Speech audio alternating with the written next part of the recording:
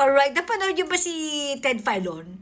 Yung natatawa siyang sinabi na kung ano-ano na lang ang pinagagagawa nitong ating Pangulo.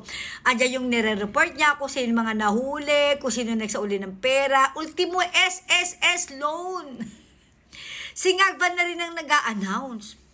Di ba nga sabi ni Ted Filon, hindi malayo na baka ang numero na mananalo sa mga loto ay Pangulo na rin na mag-a-announce. Unang bola, numero uno.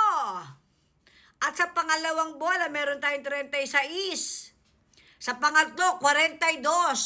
Ang mananalo ng jackpot round ay tatanggap ng 5 bilyong piso. At ito na sa ikaapat na bola, 40. Ganon.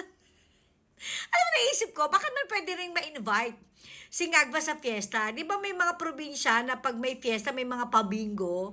Sa palagay ko, magiging fit, okay, para sa posisyon ng ating presidente na mag-announce sa letrang B. Ayan na. Palakol, 7. Sa letra ng He, babaeng mapanghe, ganon. Ay, naku Ngagba, good luck to you. Bingo! Sabi!